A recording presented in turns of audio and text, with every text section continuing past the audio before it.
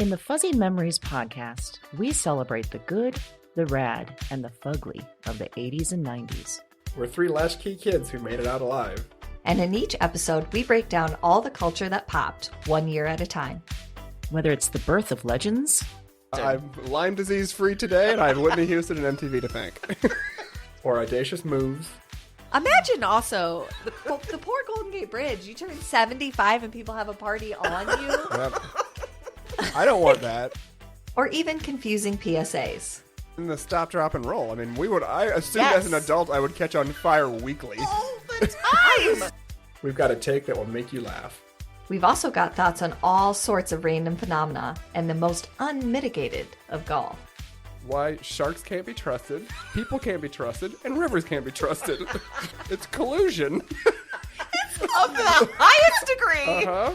You were counseling me to start my remarks with, first of all, bitch. Everyone in that room would have snapped to attention.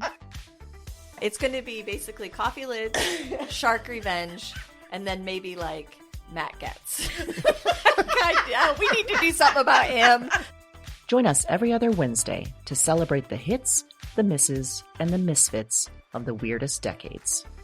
If I could tell my 14-year-old self from 1990 that I would be eating in a Cheesecake Factory in Beverly Hills, I'd be like, we did it. We did it, Joe. We did it.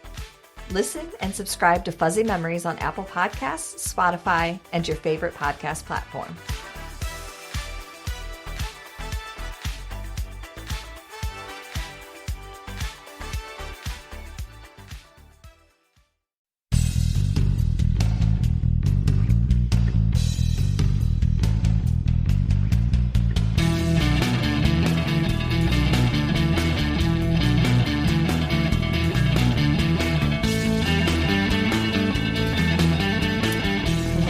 Welcome to Broads and Books, the podcast with one unique theme, 4 hand-picked book recommendations, and 2 broads.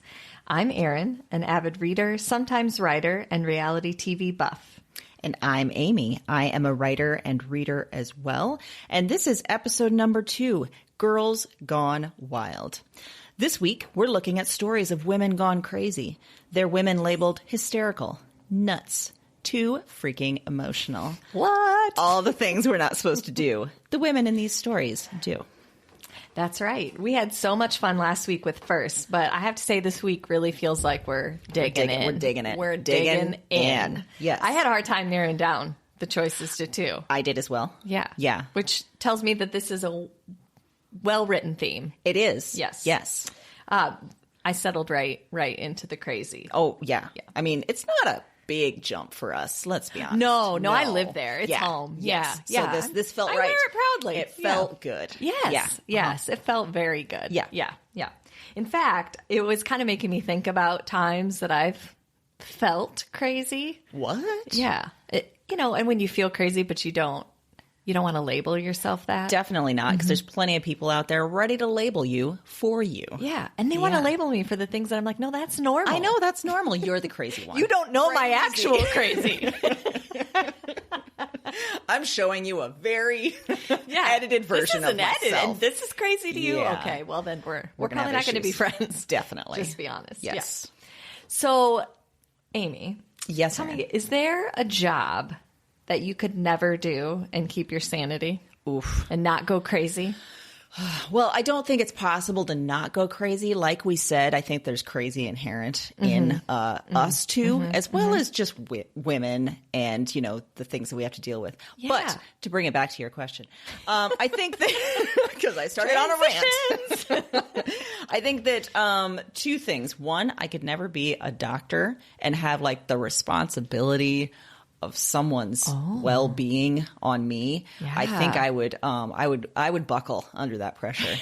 Straight up just crumple and not be able to do anything. But then on the other hand, I couldn't do a newsroom or something like that either, because I need to know what my day looks like. I don't like surprises in my day. I want to be able to organize. I have a little bit of that in my job sometimes, where people come to me with random needs. I'm like, I can't, you're going to have to give me some time.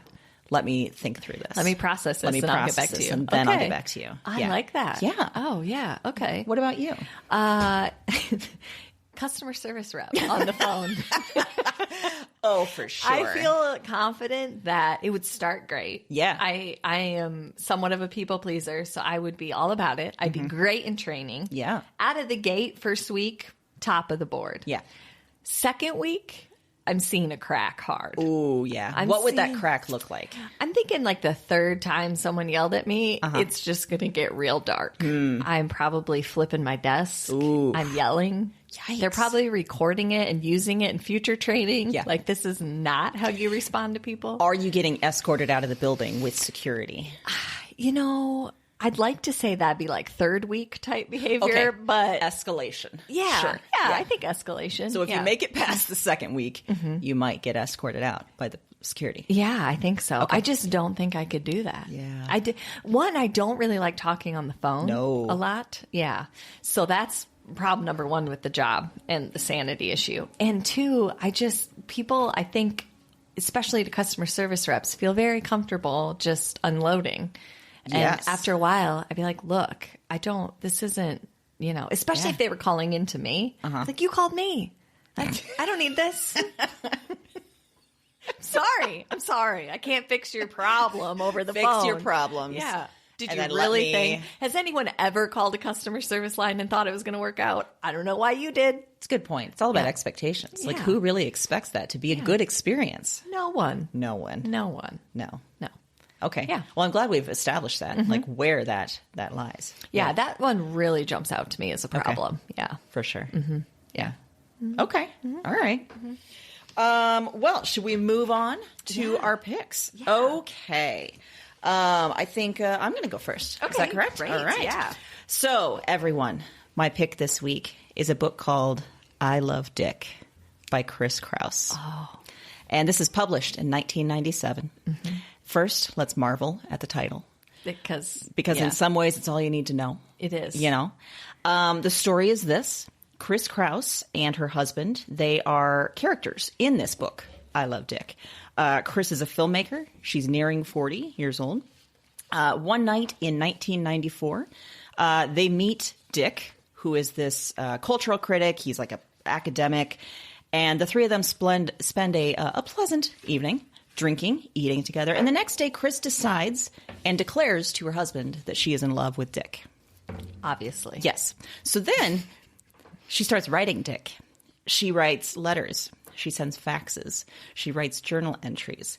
Her husband does it as well for a while in some sort of like weird, maybe this is a kinky kind of thing. Oh. Maybe it's just like him trying to get close to his wife again.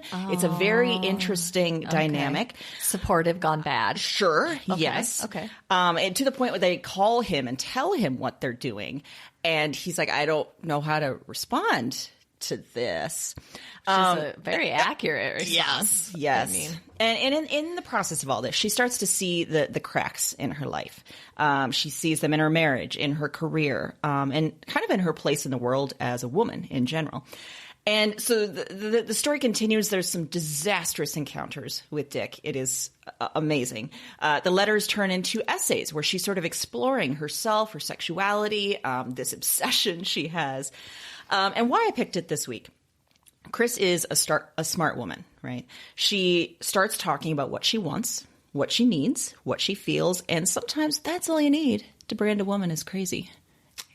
yeah. Especially if she's in touch with her feelings. That can go bad. And she is labeled the crazy one by the men in her circles in particular, her husband and the critics that he runs with, this very sort of elite crowd.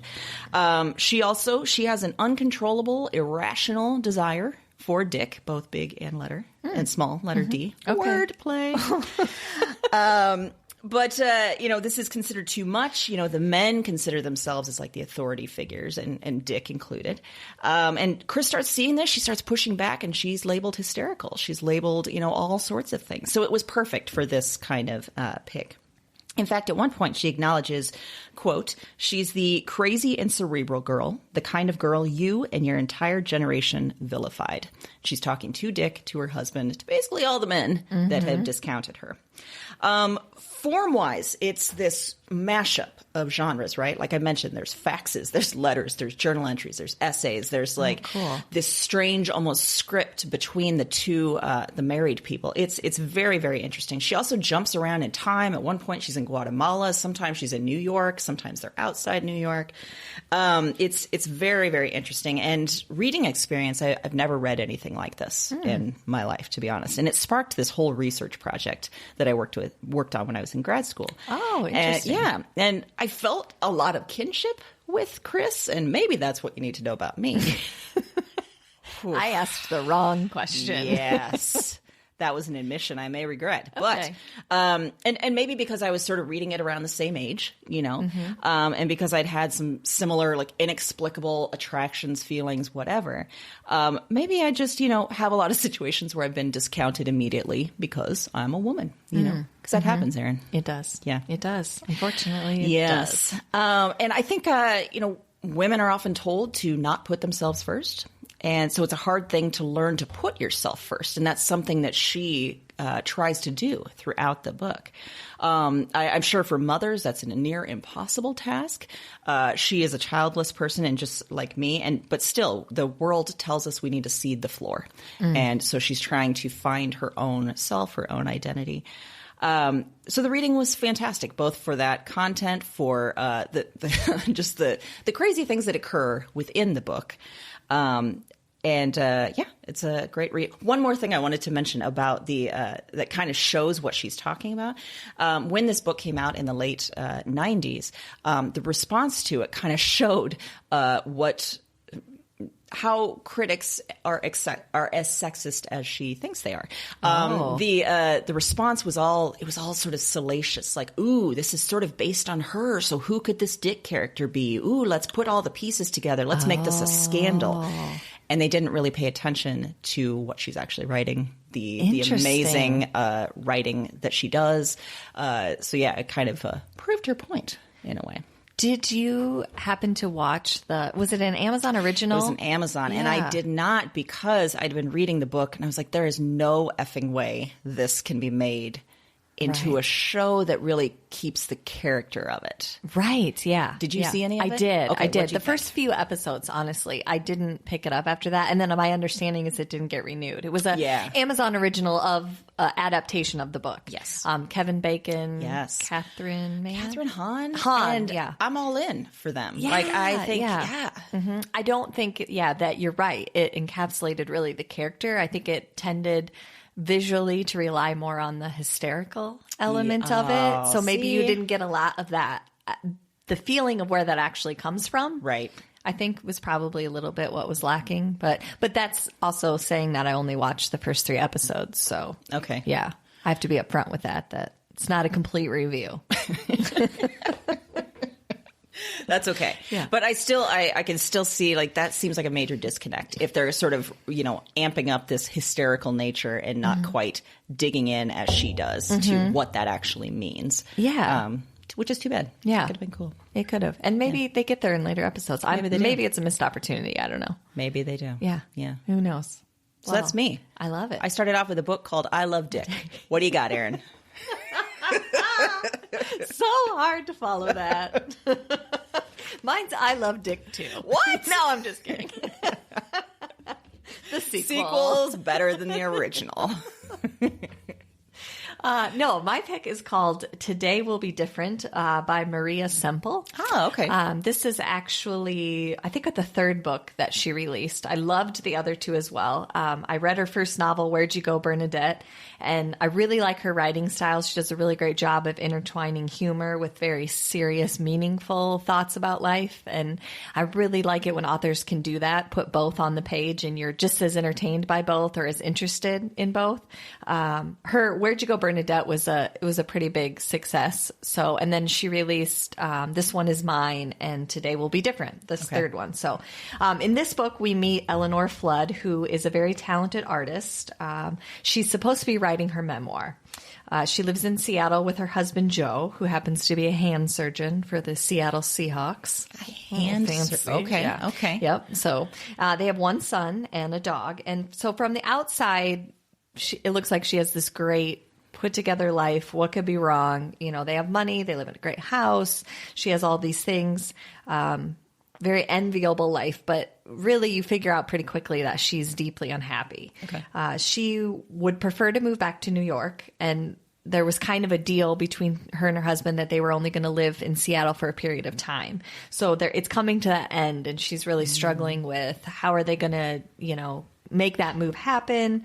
She doesn't feel as connected or intelligent or like herself after giving birth, even though her son is older now. She's still feeling like she lost some part of herself during that process. Wow. Yeah. She's got this void that she's filling with like yoga, and she's taking poetry lessons and all of these things. She's trying to work on her marriage, but really what you're getting is that she just seems like a ball of anxiety, quote unquote, a hot mess.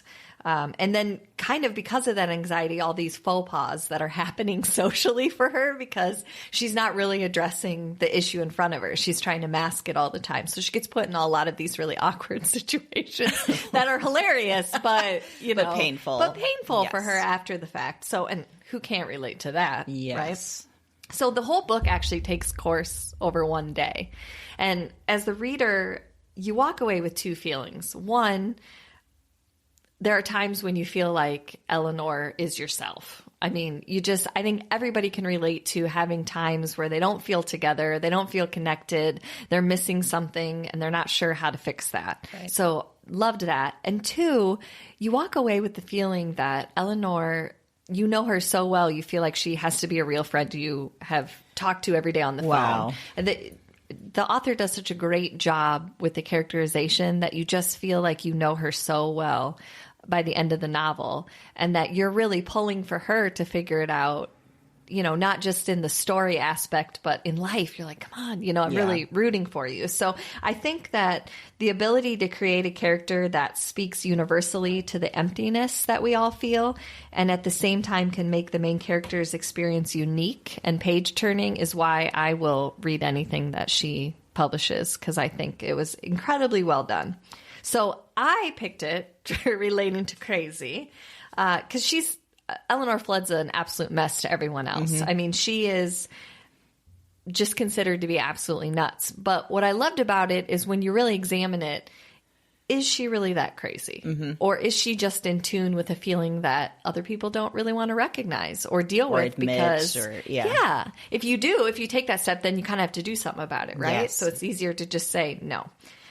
She's also considered crazy because she doesn't follow a set path. You know, her path, there's a lot of other family elements that come out in the book, and some career elements that come out, and she doesn't follow exactly what you would think someone would do. Mm-hmm. So, and I really think that this book specifically speaks to the way females are held to a standard to be everything and do everything perfectly, and there really is no in between. You're either totally together or hot mess running the crazy train. Definitely. Like, either or. Yeah, you can't be a combo of both, right. Which in reality, the best and most interesting people in my life are a combo of both. Yes. Because... Or multiple things. Yeah. How could you be just one or the other? Yes. That you're faking some part of your life, if that's true. So I think it just speaks to a lot of the labeling that women receive, and unfortunately sometimes, you know, by other women. Mm-hmm. So I really liked it for this theme for that reason. And one of the reasons I just love this book because it's funny, it's poignant. That balance, I think, is a lot harder to achieve in writing than it appears. Yeah, well, and like you said, the feeling that she's, you know, someone that you know, someone that you really, that's very hard to pull off. It is. And you know what? Give me a messy character labeled crazy any day. I want complex. Give it to me. Yeah, I want to get in the dirt with you. Like, I don't want perfect. Not interested. No. I'm not interested in something turning out just the way everybody thinks it's going to. Absolutely not. I like unexpected. Yes. So, and I don't need necessarily everything to tie up with a nice ribbon. I don't necessarily need a happy ending. I want to be able to apply something to my own life. Definitely. So, yeah. That's why I love it. I think it's great. I think the book reads really quickly. Mm-hmm. So, like I said, it takes place in the course of a day. So it's easily a book you could sit down, devour in one sitting. just as easily you could space it out. Because it takes place in one day doesn't take away from, the reading experience. I will say that I read the book pretty quickly. Did you? But Okay. I found that the themes or the ideas were sticking with me. The characters especially were sticking with me. So Yeah. I feel like it's a great hit for anyone, because who doesn't feel like some part of their life hasn't turned out like they planned Definitely. or anticipated? Yes. And I think two things. One, especially when you get to, I don't want to say advanced age because that makes us feel like we're, Yeah, easy. quite a bit assisted living type Advanced age. Nope. Advanced age, I that's meant terrible. what I meant was at a certain point in our lives, I think maybe Yeah. this attracts us more because we've experienced that ourselves, realizing like, wait, this is it. Like this is what we're supposed to be doing. That doesn't, it's not very attractive. Yeah, that's true. I agree with you there. Yep. Yeah. So Yeah. Well, and another question for you. So I think both of our books have what maybe some people call like unlikable women. And maybe not with yours as much, but what do you think about that idea of like, I find that books sometimes get crap for, especially with women characters, like, oh, she's just not likable. She's not relatable. Like yeah. And right there, I think, is the problem. I think Yes. you said it yourself. Likeable and relatable are two different things to me, because I think it's a lie to say that I like every part of myself. So then, but I believe probably that the parts that I don't like are probably the most relatable to Yes. other people, because that's kind of the magic of us, right? We're multi-leveled, complex, and someone's going to relate to all different parts. I mean, my husband, Mike, he relates to different things than my kids relate to or my friends relate to. And that's great. But I agree with you. I think a lot of times, especially with the label crazy, it's Yes. easy to say, oh, I just don't like that person. Right. And crazy becomes almost another term for that. Like, I don't agree with some of the things they've done. I can't relate to that. So they're crazy. Yeah. And that's the other thing too, is that we mistake having to agree wholeheartedly 100% with someone in order to like them, which is absolutely the farthest thing from the truth. I like a lot of people that I don't agree with things that they do or say, or their beliefs and my beliefs are different, and that's fine. Right. Yeah. You agree with everything I do and say, though, right? 100%. Great. Yeah. No, always. Right back at you. Minus advanced age, but besides that, Fair enough. all Fair. in on Amy. Okay, 100%. great. Same with Yes, Erin. yeah. I'm glad that we've established this. It's on an audio record, kind of like last Yeah. week when you admitted you wanted to be a criminal mastermind. We're setting, Yeah, audio I did sort of say that, didn't I? things Yeah. down. I stand Yeah. by that. I though. stand by it as well. I would love to see that. I would love to do it. Yeah. Okay, and take this as like this isn't a threat or anything. Just to be clear.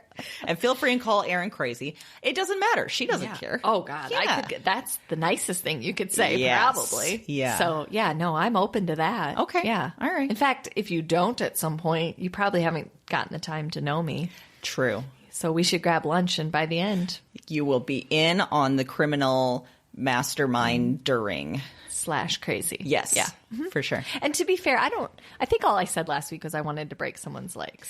Which True. is like simple I assault. took it. Yes, I took it Or no, a little is it? further. Well, It's a little, that might be my problem right there. I'm minimizing crimes. maybe the first step is to understand where your crimes fit on the scale of felony, misdemeanor, all that kind of that's stuff. probably a good plan. And then we can just make sure that we don't, have to edit out our podcast with all the things you want to do and admit to. Yeah. Again, to be clear, not a threat. Unless you call her crazy. Now you know why this episode came with a disclaimer. Exactly. Well, Erin, kind of related to what you were talking about and why, the women are vilified for not fitting into one or the other, whatever that one or the other, whatever that dichotomy is. My nonfiction pick this week is actually one you've read as well. We both have enjoyed this. Love it. This book is called Trainwreck by Sadie Doyle. And the full subtitle, because it's glorious, is The Women We Love to Hate, Mock, and Fear, and Why. So good. Yes. This is, like I mentioned, a nonfiction book, and it looks at all the women or a lot of the women who have been labeled train wrecks. And we come to realize very quickly that's another word for crazy. It's another word for hysterical, for any other pejorative really you want to throw at a woman.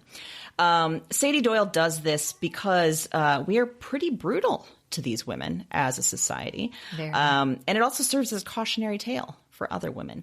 In fact, she says, quote, "By zeroing in on the messiest and most badly behaved women and rejecting them, we make a statement about what makes a woman good." Her structure is awesome. She looks at really public cases and what they do wrong. And there's so many things we can do wrong as a woman.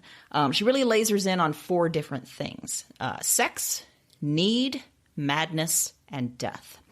And in each one, she looks at a modern example, like your Britney Spears, your Miley Cyrus, your Lindsay Lohan. And she dives back into history to look at historical examples of women who went off the rails when they were rejected, like Mary Wollstonecraft, Billie Holiday, Sylvia Plath. So good. Yes. And like she says in her quote, she really digs into what these women did wrong, and the answer is they were human. That's about it. So why I picked it this week, if it's not clear by now. By the title Train Wreck. I loved it because she takes this idea of train wreck, right? And the women that we all know, we all admit are messes, are hot messes. The one that's combusting in front of paparazzi, right? And the whole world. And she turns them back human. And that was that was a real feat for me to witness and to see. Yeah, right? Yeah. And she also questions, like, why do we earn that title anyway? Like, what is it we're actually doing that's so dang bad? Why is it bad if a woman, expresses her sexuality? Why is it bad if she expresses that she needs things? Why is it bad if, she admits or shows she doesn't have everything figured out, like the character in your book? And the real feat of this book, like I said, is taking these sort of high-profile people and making them human again. And these women are just doing their best. And they are coming up against all these stupid rules that they can never win against, especially under this like really crazy spotlight of fame. Didn't you feel like, I felt like for me, particularly that section where they, she was dissecting like the downfall of Britney Spears, for example, which is a lot of people know. It was very highly publicized. I'm particularly thinking of the hair shaving incident is the one that and continues. The umbrella, all that. Get referenced, all of that. The way that she breaks it down and backs it up has really changed the way I look at articles like that. Absolutely. Or things, news bites, things that you see. It has really changed my focus. It absolutely has. I had the same experience, not just in feeling sort of sympathy for these women that I had pretty much written off. And I consider myself a feminist. I consider myself all these things, but I had done exactly what she mentions, and she says that it's something that we do as a society. So it got me to sort of feel sympathy for that, but also kind of make me have a reckoning with myself. And I think we talked about this, Erin, when we were both reading it. I think I used to think that I was one that I didn't want to ever be a high maintenance kind of girl, Right. Yeah. Right. I wanted to be one of the cool girls. I didn't want to be needy. I didn't want to, whatever. Right. And I would be just aghast at women who made demands or actually said what they freaking wanted, Which really, isn't that just refreshing? No, yes. Come on. It is now because I realize that is so flawed. That's just buying into these rules, when it comes down to it. And at least, these train wrecks and any of us who are labeled crazy or hysterical or anything, we are living. And that's better than, not living. Exactly. Yeah. I think, correct me if I'm wrong, and I'm sure you will write in if I get this wrong, but I think Kate Winslet has a quote very similar to that. Hey, if crazy is not being able to live, then call me crazy because I want to experience everything. That's the gist of the quote. That is not a direct quote, to be clear. Yeah. Yes. And also I want to point out, we do have an appearance by the Podcat, and this may be our first appearance by the Podcat. In case you've been hearing what sounds like maybe a baby crying, we are not ignoring a child over in the corner. That's my cat who decides that, hey, guess what? Now's the time to really make some noise. I'm going to ramp it up. Yes. Pretty much the whole time Amy was talking. Yes. Even better, Erin is allergic. And so the Podcat just goes straight to her. Hey, that one right there. That's the one I want to love me. And I don't can't care. say no because I just can't. So that's a downfall of mine. And yeah, I guess to wrap up that discussion about that book, I think that what she says that really stuck with me most was, in many ways, just the act of being a woman is, in all of our complexity, is kind of transgressive. You know, it's like she says, even if we got everything right, being female is a flaw that we can never quite correct or live down. Wow. Dang. Yeah. Yeah. Mic drop. Yeah. We won't really do it because it'd be really loud. It'd be really loud. In fact, we had that earlier, and we learned it was really loud. We're still recovering. Yeah. Yes. No, but yeah, definitely a mic drop quote right there. For sure. And by the way, the book is very, very readable. Yes. Very enjoyable in so many ways. I mean, there's some really dense stuff in there, but she does not write that way at all. No. It's a really rewarding reading experience. I agree. I tend to take a little longer sometimes with nonfiction, especially something like this where you're kind of presenting some theories and backing it up with research. I tend to take my time through those. And this one, it read as quickly as a novel would, honestly, because it's so entertaining. It's things you can relate to.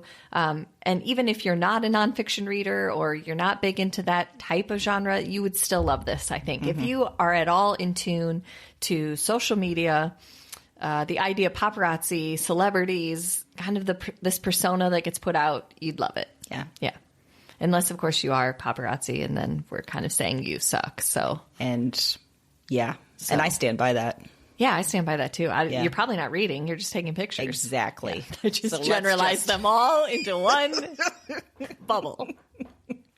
If we have a paparazzi out there listening to us, tell us that we're wrong. Yeah. Right in. And then change your behavior. Yeah. Tell us we're wrong and then correct you.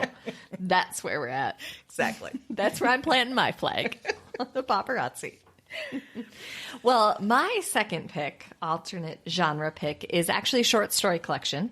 It's called Difficult Women by, and I believe we both read this as well, have, right? yes. It's by Roxane Gay, who previously to this book, I had been more familiar with her nonfiction essay format. Yes. And not to say, I think that this book came out even before some of those. I just happened upon those first. This was a departure for me with her, and she does just as wonderfully with this as she does her nonfiction essays. It's kind of, first I want to back up and tell how it relates to the theme before I really get into the collection. I picked this book particularly because when Amy and I discussed the theme for the episode, it struck me that a lot of women are labeled as hysterical, crazy, without any regard to the person as a whole. Absolutely. There's no thought process about where they came from, where these feelings might come from. You know, being hysterical is an actual feeling. That's an actual thing someone can have. But just dismissing that on its face is the same as dismissing someone because they're angry or they're sad. So where does that feeling come from? Are there not situations where it's okay to be a little hysterical or crazy? So I feel like this book does a great job of experiencing a wide collection of females as a whole, not just this one particular action or this one particular moment. Clearly they're crazy. It's really, in my view, takes each of the characters and looks at their kind of whole life and says, what do you get? You know, now you see this character as complex and having a lot more. Do you still call them difficult and crazy and hysterical? Yes. Yeah. And I felt like you could see yourself in a lot of the stories, maybe not exactly the experiences, but you had that feeling of how hard it is to have a story but never get to tell it fully. Yes. Never have everyone understand it fully. So to me, that's what it is. This collection has characters from all walks of life in varying situations. There's strippers who have to fight off overzealous customers to women in a suburb that form a fight club. So there's just a wide range, and you know, you might not directly relate to the exact experience, but man, the characters, you could in a lot of ways. I think I did. So, and I'm not ashamed to say that. I forgot about the Fight Club, and I want to pursue that idea. Just putting it out there. Yeah. Since we've been talking criminality, and why not? Yeah, for sure. First, I mean, we're running a podcast, and the first rule of Fight Club is good point. Not to. Talk I've already about Fight failed, Club, but no, that's all right. Okay, we can make new bylaws. Great. Yeah. We can do our own. You don't have to do the Brad Pitt. I'm Edward sorry Norton I even thing. put that on you. Good Lord, Erin. I would say that this book isn't particularly funny necessarily. I would really say it's more haunting than it is funny, because if you're paying attention, it really kind of leaves you with the feeling that you never know someone fully and truly, because we hide parts of ourselves to avoid being labeled crazy. And it reminds you that often what we're ashamed of or trying to hide are sometimes the most beautiful and vulnerable parts of ourselves, and the parts that we should be displaying, but that we're sure someone wouldn't accept, so we hide. And the whole book I loved. I really did. I took a lot of time to read it, which I do. We talked about that before with short stories. I sometimes read one and then wait a week and read another. I read a couple at a time usually in this, just because I would end the story and I loved it. So I moved right. Yeah, you'd want more. So my favorite story in the book is the one titled Difficult Women, which is obviously where she got the title. And partially because the structure in this story is different from the other ones. It goes through a variety of common labels thrown around at women: loose women, frigid women, crazy women. And then it breaks down the characteristics of that woman by examining one woman thoroughly for each category. Love it. So, for example, the crazy woman category explains why a crazy woman is misunderstood, what a crazy woman talks about in therapy, what a crazy woman thinks about while walking down the street, what a crazy woman eats, and what happens when a crazy woman snaps.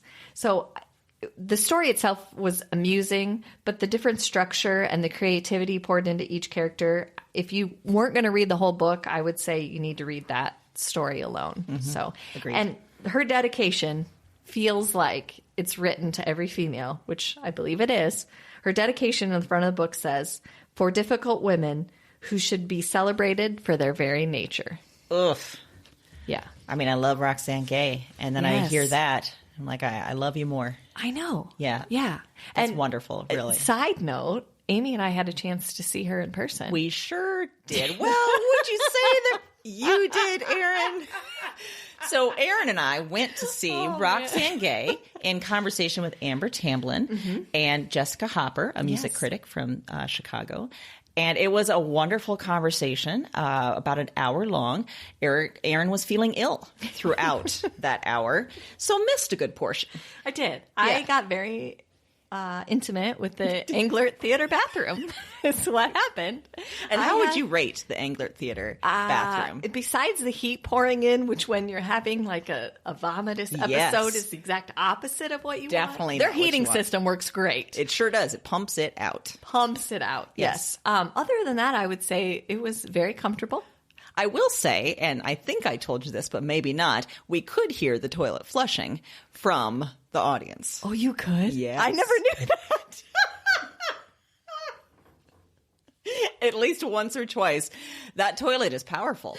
So every once in a while, she's like, well, there's Erin. How's she doing?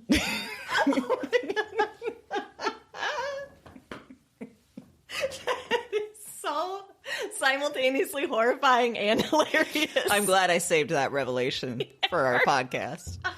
We've got a lot of ground out of that evening. So Yeah. thank you, Roxane Gay, for giving us that evening in which there was a whole glorious. ride back from Iowa City. Yeah, Amy and- had to. Oof. Wow, I had in a garbage bag. You Yeah, just driving. yeah. It was. I mean, bonding. but it was. Our friendship was built on that. Yeah, I Well, like to maybe not refer that. to it as Heaves Gate. Yes. Yeah. And I like that as well. In fact, Erin then gave me the gift of a car air freshener after Heaves Gate and said, thank you. Yeah, because I was a little worried that we weren't going to be friends after that. I mean, to be honest, that was a lot. It was a lot. Yeah. But I hey, mean, mile by it was fine. mile, we made it. Yeah. Yeah. There was a moment where we were like, how are we going to do this? And then I was like, there's no choice but to soldier on. No choice. No choice. Let me just turn the radio up and push down on the accelerator. Which is actually one of my favorite parts of it, is that you could tell Amy wasn't sure. Should I turn the radio up right now when she's throwing up, or is that too much? Is it being rude if I, try to ignore the fact that she's vomiting in my car into a garbage bag that she then rolls up and places in another garbage bag so that she could somehow preserve my car, which she did. I mean, if you want anyone puking in your car, be sure to have it be Erin. Yeah, I really... And also, just to be clear, this was not alcohol related. No, this was nothing. no, This was just an illness. Yeah, it just came on me. I was perfectly fine on the way there through dinner. It came on. It was like they hit the stage and my body was like, I know you really want to see this. Yeah. But you're not going to. Right. Yeah. It was rough. But at least I got to see it and share some of the things that I learned over your vomiting. Yes. And I just tangentially, I was in the room with Roxane Gay. So while she was trying to do something public, somewhat of a performance, I was trying to hinder her by flushing the toilet. Indeed. So Roxane Gay, I'm glad that I'm sure that you are glad that we are associating your name with Heavesgate. But do know that you brought us together, Roxane. Yeah. Absolutely. So thank you. Yes. Yeah. So, and again, her book, Difficult Women. To bring it back. Transition. Word of the day, transition. Was fantastic. Yes. Well, and on that note, yes, each week we also, besides our fiction picks and our other genre picks, we want to do a little pick from elsewhere in the cultural world. Could be music, could be podcasts, could be movies, could be anything.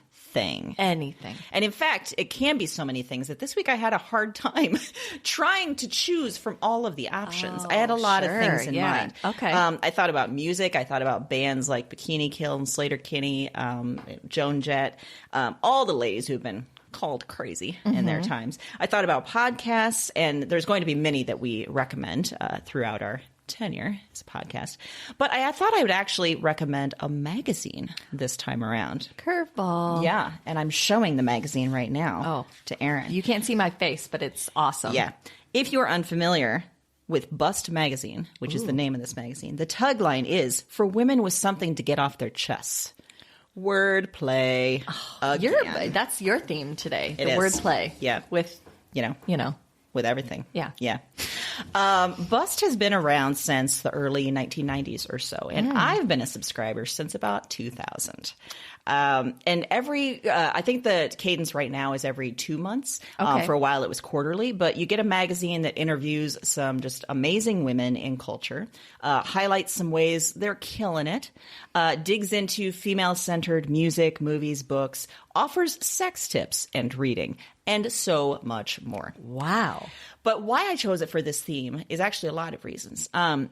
So many times a woman who just insists on her right to breathe and live as a human being, as we've mentioned, can be labeled crazy. And this magazine dives into all the ways to be an independent, thoughtful, involved member of society and woman of today. And also in each issue, there's often a deep dive into a situation where women were deemed crazy.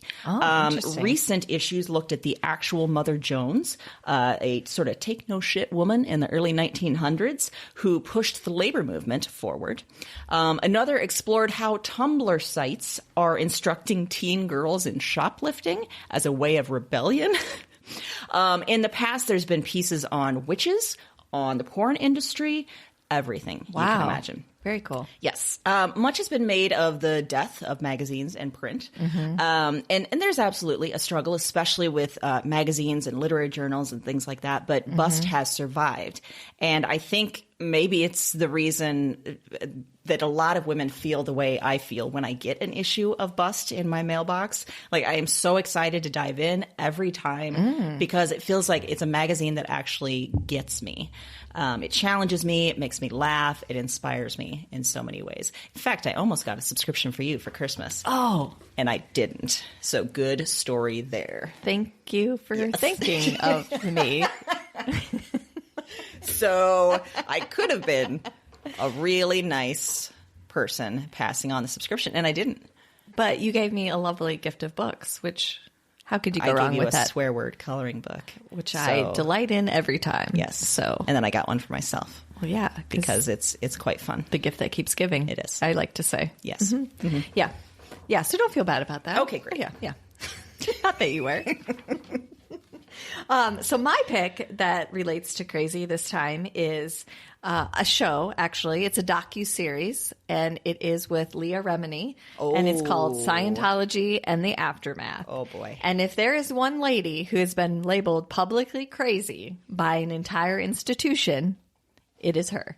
So she famously left Scientology some years ago and has since made it her mission to explain why she left and to also help other people leave if they so want by telling the stories of what's actually happening. And her goal, and she makes no bones about it, is to bring down Scientology. She wants to see it crumble. She thinks it's a farce, that it's being labeled a religion. It's getting tax breaks on that. So she feels also, because she is a celebrity and she has more means, that she probably has a better opportunity to do this than a lot of other people that are in Scientology. She's just not backing down. She's not scared. The Church of Scientology is adamant about their use of harassment. I mean, when somebody leaves, their life is just ruined for a long time. They really come at them, and they have done the exact same with her. They've tried to smear her in the press. They've tried to harass her, members of her family. There have been extended members of her family that have, pushed away because they're still part of the church and they're forced to cut off all ties. But the show itself really dives into, she'll do an interview with a family that maybe their child is still in Scientology or they left.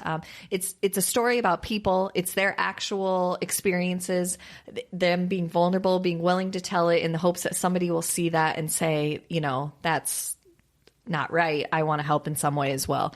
So now she's in this third season, I believe. And the third season is this one. She's kind of examining some other cults as well. But it really started with her wanting to do something about when she left, what that looked like and how she could help other people. Right. It's entertaining. It's shocking. It is terrifying in some ways, but she is the perfect person to host it and go through the experiences. She does the interviews.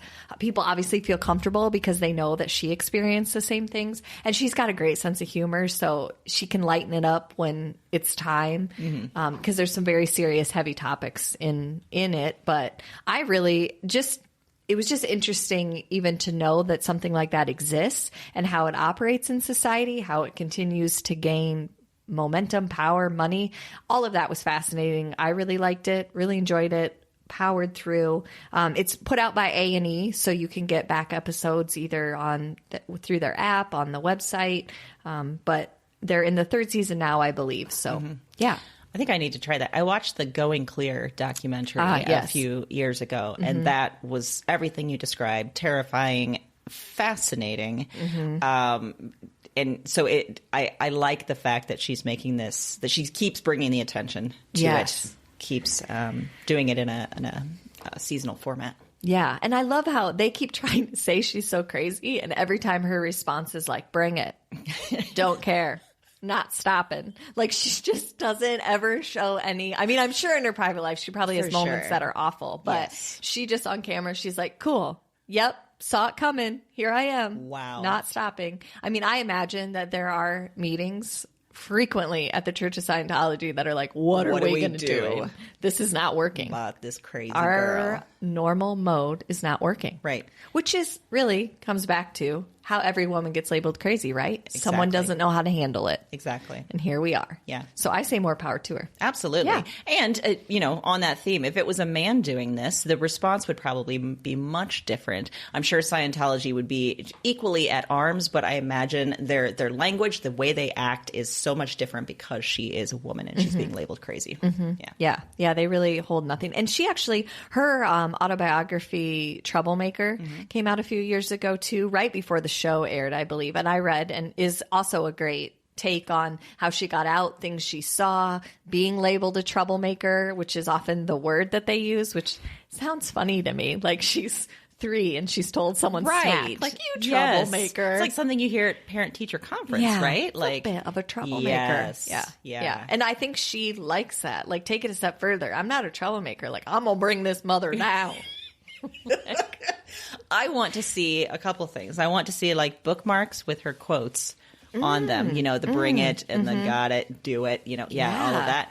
I imagine I have never dove into GIFs specifically to Leah Remini, but I imagine there's some good ones. Yeah. Yeah. We should probably look into should that. do that. Yeah, I like it. Okay. All right. All right. Goals. Yes. Goals. Great. Yeah. So, check that out. So, I feel like that's it. I think it is. I think we covered a lot of ground. I do too. I think everyone wants to go get reading. Yes. Now that they finish episode 2, Girls Gone Wild. Girls Gone Wild. Amazing. Yeah. Of the Broads and Books podcast. And you can look forward to another great episode dropping next Wednesday and every Wednesday on whatever platform you use to listen to podcasts. Yes. And don't fear. In the meantime, you can go to broadsandbooks.com and check out all the recommendations we made in this episode, as well as a bonus pick. Bonus. Each episode we'll pick one extra pick that's only on our website. So you got to go there to see what crazy lady is up as our bonus picks. Yes. And you can also check out our Twitter, Facebook, or Instagram to give us feedback and let us know items you might want to hear us talk about in future episodes. Or, Erin, Uh-oh. if you're the There's creative an type, or I'm sure we have some creative types out there. If you have a great idea for a future theme or an episode, let us know that too. You can find links to all of those social media accounts and our email at broadsandbooks.com. We are excited to hear from you and excited to be back every week. Until next time, that's it for us. Happy reading.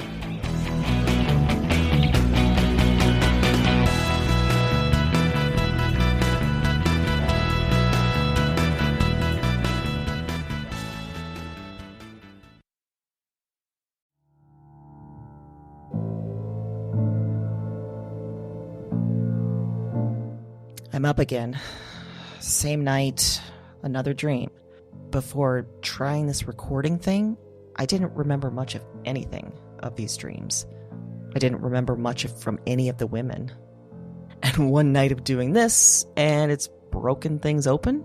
The dreams they're in me, and they're coming out of me, and to me. I am not broken. I am the most whole, most real. cause their despair. I wait for the word. Witch. Look at the mad woman in her cage. She was a woman with holes inside her. That was the heaviest factor, the final evidence, the heart of the issue. Somehow, you understand this. You hear me. Wherever you are, whatever this is, you... This isn't a dream journal anymore. It's not. It's just fact. Because now this is some sort of record. What are these dreams? Maybe there's a better question. Who are these women?